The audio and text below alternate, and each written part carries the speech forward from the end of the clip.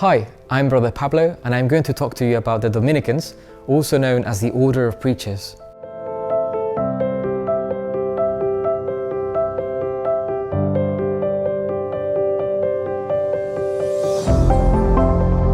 The Dominicans have been around for many centuries. Today, we have a presence in most countries in the world.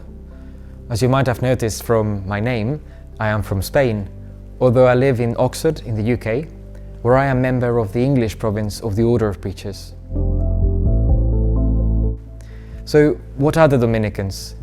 The Dominicans are a religious order founded in the 13th century by St Dominic of Guzmán, a Spaniard like myself who wanted to help the mission of the Church by preaching for the salvation of souls. The order grew very quickly, and it gave the world very famous saints such as St Thomas Aquinas, St Vincent Ferrer, St Catherine of Siena, St Martin de Porres, or St Rose of Lima. What makes Dominican life special is its combination of prayer, study, community, and preaching. Meditating on Holy Scripture occupies a central place in our lives. We ponder the truths of the Catholic faith so we can pass on to others the fruits of our contemplation and help them in their spiritual life. Dominicans live in communities, but they engage in all kinds of work, such as teaching, serving as hospital or prison chaplains, providing spiritual direction, evangelizing online or through any other means. Truth is the motto of the Dominican Order, because we believe that faith and reason are not in competition, but both help us in the pursuit of truth. So study is an important part of our lives. That's why there are so many books in the background. I haven't read any of them. Our day is structured around different times for prayer, what we call the Liturgy of the Hours. It begins at 7 with Lauds, also known as morning prayer, and is followed by Mass, when the whole community comes together to celebrate the Holy Eucharist.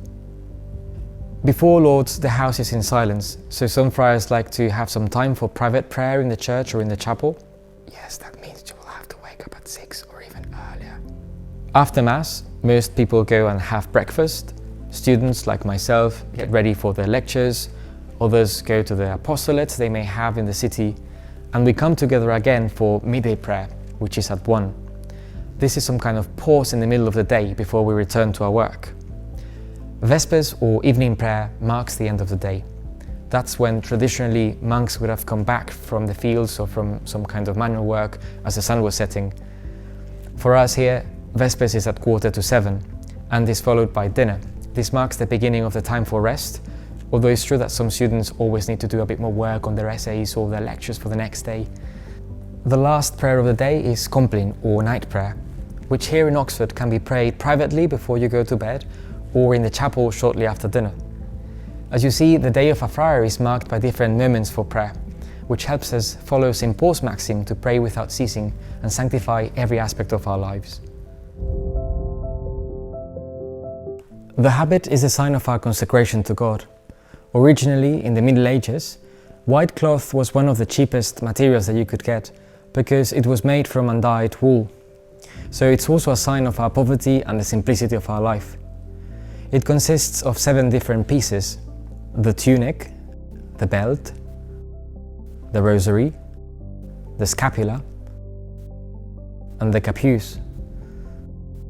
There is also the black capa, some kind of cloak which is worn outdoors and for travel. That's why the Dominican Order in England has traditionally been known as Black Friars. Discerning your vocation doesn't have to be overly complicated.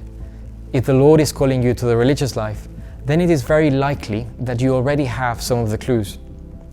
St Thomas Aquinas, a Dominican theologian, used to say that action follows being, by which he meant that the kinds of things that we tend to do, the things that we feel drawn to in our lives, tell us something very important about who we are.